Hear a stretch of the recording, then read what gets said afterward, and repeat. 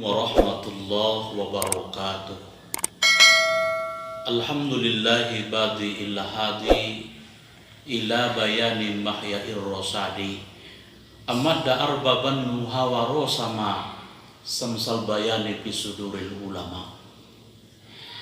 Bersyukur kita kepada Allah Subhanahu wa taala dengan ucapan alhamdulillahi rabbil alamin. Dan berselawat kita kepada baginda Rasulullah sallallahu alaihi wasallam dengan lafaz Allahumma sholli ala sayyidina Muhammad wa ala alihi sayyidina Muhammad. Mudah-mudahan kelak di yaumil akhirah kita bisa mendapatkan syafaatnya dan semoga kita selamat di dunia wal akhirah. Bapak-bapak, ibu-ibu jamaah yang muliakan Allah Subhanahu wa taala, pada pertemuan ini kita akan coba membahas wanita soleha menurut pandangan Islam. Di dalam mengarungi hidup dan penghidupan di permukaan bumi ini sebagai orang yang beriman, siapapun orangnya, dari manapun ia datang, pasti mendambakan yang namanya al-mar'atus sholih, wanita yang soleha. Nabi kita Muhammad sallallahu alaihi wasallam memberikan penjelasan lewat hadisnya di dalam salah satu kitab Subul Salam, tungkahul mar'atu li arba'i. Artinya nikahilah perempuan itu karena 4 perkara, kata Rasulullah. Pak, kata Nabi karena 4 perkara, bukan 4 orang Pak ya, 4 perkara. Apa yang 4 tuh? 5 liha karena hartanya, walihasabiha karena keturunannya, walijamaliha karena kecantikannya, walidiniha karena agamanya.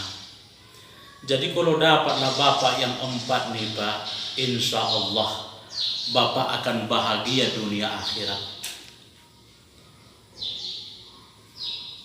Udahlah kaya macam Khadijatul Kubra, hartanya banyak, makanya dinikahi Rasulullah. Kenapa?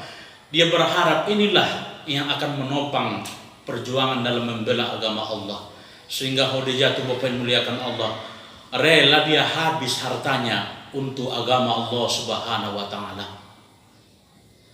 Yang kedua, walihasabiha karena keturunannya, keturunan orang yang soleh, keturunan orang yang baik, keturunan orang yang beriman, orang yang taat kepada Allah.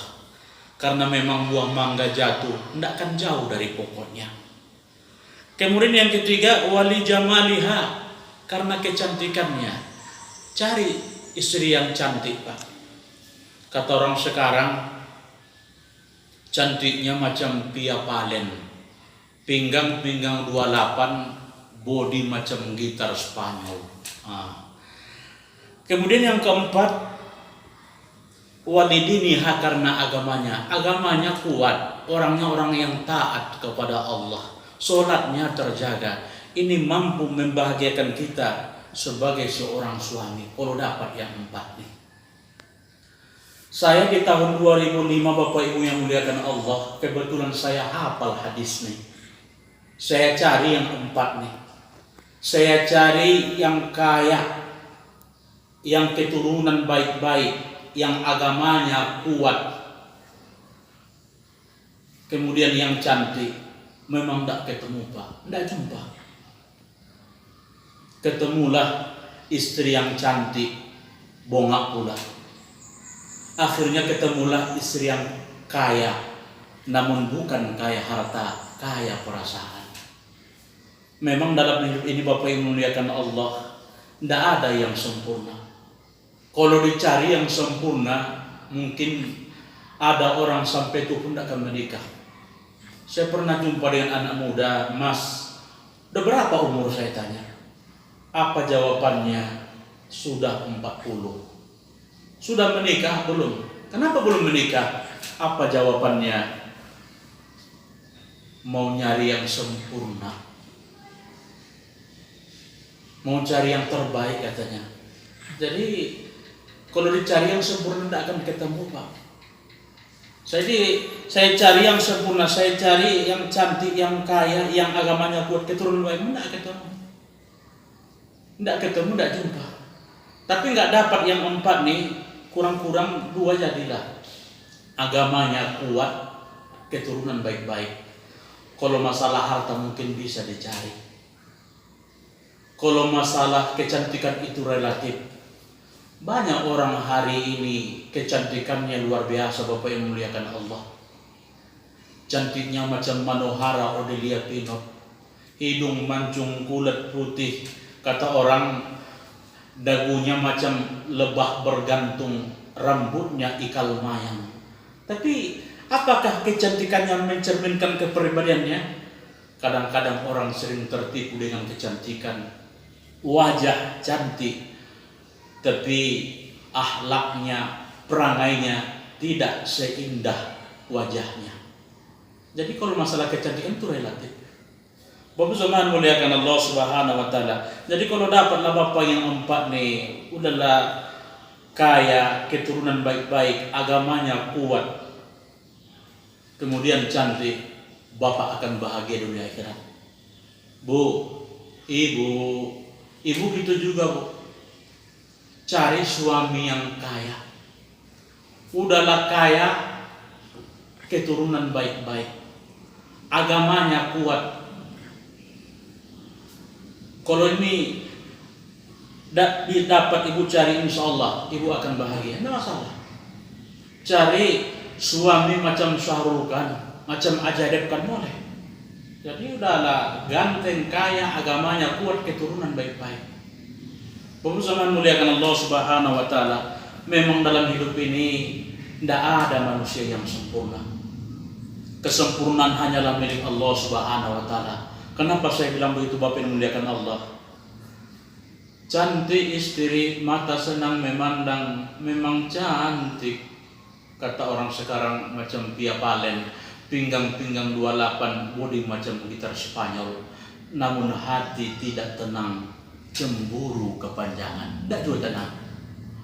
Buruk istri, sakit mata memandang, memang buruk Pak. Tapi hati tenang. Di mana tenangnya? Tidak diganggu orang. Tinggalkan saja di pasar pusat, pasar Kodim, tidak hilang, tidak ada yang mengganggu. Jadi ada nilai plusnya.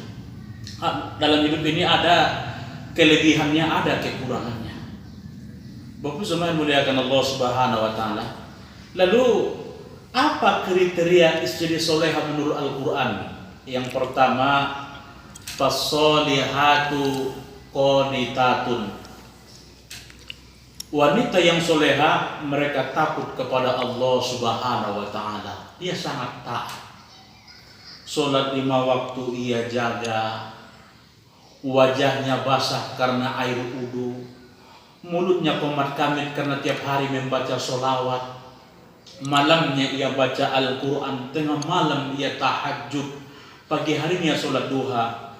Kalau ini kamu saksikan, kata Rasulullah, inilah tanda-tanda al-mar'atu sholih, wanita yang sangat soleha.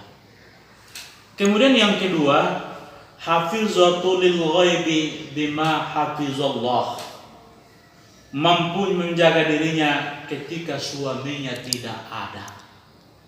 Jadi tidak hanya patuh dia di depan suaminya, bahkan di saat suaminya pun tidak ada, dia mampu menjaga diri, mampu menjaga kehormatannya. Mungkin karena dia cantik, datang laki-laki menggoda, apa katanya? Jangan mas, aku kan sudah punya suami, cari aja yang lain katanya. Begitulah dia mampu menjaga harga dirinya. Bahkan ketika diiming-imingi dengan mobil, rumah mewah, dia berkata, jangan, aku tidak mau berbuat maksiat, aku takut dengan Allah. Cari aja yang lain katanya. Mampu menjaga harga dirinya. Hari ini berapa banyak kita lihat di depan suami dia patuh, taat. Namun baru suami keluar rumah, baru 7 langkah dari pintu rumahnya, apa kata istrinya? Merdeka. Merdeka katanya. Jadi dia hanya patuh ketika di depan suami. Ketika suami tak ada, dia sudah merdeka. Berarti dia tidak amanah. Kemudian yang ketiga, patuh kepada suami. Apa yang diperintahkan suaminya, ia taati. Ketika suami berkata, Dinda, aku sebenarnya kepingin kamu baca Al-Quran setiap malam. Iya Kanda, siap aku laksanakan. Subhanallah. Dia menjadi istri yang patuh. Ketika suaminya berkata, Dinda, nanti kalau pulang kerja, tolonglah masakkan gulai nangka campur jengkol. Tolonglah buatkan ikan bakar. Apa jawabannya? Keluarlah suara yang lemah lembut, iya Kanda. Sedikit pun tak ada niat membantah. Ketika suaminya pulang kerja, lagi capek, suaminya minta kopi. Dinda, buatkan kopi. Menyahut dari dapur sana, siap Kanda. Sebentar lagi kopinya datang. Subhanallah. Patuh kepada suami. Jadi seorang istri, Bapak Ibu muliakan Allah, dia wajib mematuhi perintah suaminya selama perintah itu tidak bertentangan menurut pandangan Allah Subhanahu wa taala. Kemudian yang keempat, ciri-ciri wanita soleha bila dipandang menyenangkan hati. Apa tidak menyenangkan hati suami, Bapak Ibu muliakan Allah? Dia berhias untuk suaminya, berdandan untuk suami, bukan untuk orang lain. Hari ini coba kita tengok, banyak di kalangan ibu-ibu hari ini, dia baru nampak kelihatan cantik, anggun ketika berangkat ke tempat undangan walimah, ke tempat pesta pernikahan. Oh, kalau udah berangkat ke pesta pernikahan, keluarlah baju gamis yang harga 500.000. Dipakainya lah jilbab harga 300.000. Keluarlah cincin, gelang, anting, kalung, semua keluar. Nampaklah dia anggun cantik. Kapan? Pada saat keluar rumah ke tempat undangan, dipertanyakan dia berhias untuk siapa. Namun yang kita sayangkan, ketika di rumah penampilannya acak-acakan, rambut acak-acakan, tidak pernah disisir, baju daster 3 kali robek dijahit, itu yang dipakai. Bapak zaman muliakan Allah Subhanahu wa taala. Tapi istri yang soleh yang sesungguhnya, ketika dipandang oleh suami menyenangkan, senang hati suami itu. Suami mana yang tidak senang ketika dia pulang kerja, rumah sudah bersih, anak sudah mandi. Ketika dia mendekat dengan istrinya, ya Allah, baunya bau kasturi, harumnya minta ampun. Wajar suami yang seperti ini betah di rumah. Betah di rumah. Ini kan kadang-kadang yang terjadi tidak. Suami pulang kerja hari Senin sampai di rumah, Assalamualaikum katanya. Diketoknya pintu. Apa kata istri? Waalaikumsalam. Diangkatnya lah sedikit baju dasternya, Bapak Ibu muliakan Allah Subhanahu wa taala. Nampak KTB ketiak busuk. Sekali suami mendekat, baunya bau terason, bau kemean. Rupanya dari pagi sampai sore istri tidak mandi. Suami pulang kerja hari Selasa, sampai di rumah diketuknya pintu, Assalamualaikum. Dijawab istri, Waalaikumsalam. Ternyata istrinya bukan berpenampilan baik. Mana baju yang dipakai? Baju yang dikasih oleh partai. Hari Selasa dia dipakai baju Golkar, semua kuning, Golkar yang dipakai. Hari Rabu suami pulang kerja, sampai di rumah ditemui istrinya pakai baju apa? Baju PDI Perjuangan. Kamis suami pulang kerja, sampai di rumah ditemui istrinya pakai baju apa? Baju yang dipakai baju Hanura. Jumat suami pulang kerja, baju yang dipakai baju P3. Hari Sabtu suami pulang kerja, baju yang dipakai adalah baju Gerindra. Bapak zaman muliakan Allah Subhanahu wa taala. Jadi rupanya di lemari dia itu sudah lengkap semua baju-baju partai. Jadi ketika ditanya untuk apa nih? Biasalah untuk baju harian katanya. Jadi intinya ketika ada suami di rumah, berhiaslah supaya dipandang suami menyenangkan, berhiaslah. Ini kadang-kadang keluar rumah berhias, tapi di rumah acak-acakan. Bapak Ibu sama dimuliakan Allah Subhanahu wa taala. Jadi sesungguhnya ketika para sahabat gugur di medan perang, mereka digolongkan mati syahid, mampu mencapai surganya Allah. Kaum ibu juga bisa mencapai surganya Allah. Caranya bagaimana? Dia sholat 5 waktu, puasa di bulan Ramadan, haji bagi yang mampu, kemudian dia patuh kepada suaminya, mematuhi perintah suaminya, maka dijamin oleh Allah dan Rasulnya surgalah bagi wanita yang solehah yang seperti ini. Bapak-bapak, ibu-ibu jamaah yang muliakan Allah Subhanahu wa taala, inilah mungkin yang dapat saya sampaikan pada pertemuan ini. Mudah-mudahan pertemuan kita ini membawa berkah. Mudah-mudahan selamat kita di dunia wal akhirah. Kusangka terbit bulan purnama, akhirnya bintang tak muncul jua. Di lain waktu kita bertemu, semoga Allah meridhoi kita. Buah durian, buah kedongdong. Sampai sini dulu dong. Akhirnya seluruh kerabat kerja yang bertugas mohon undur diri dari hadapan bapak-bapak, ibu-ibu yang muliakan Allah. Demikianlah tausiah dakwah yang disiarkan langsung melalui SCTV Aktual Tajam dan Terpercaya.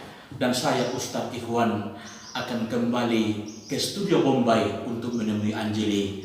Assalamualaikum warahmatullahi wabarakatuh.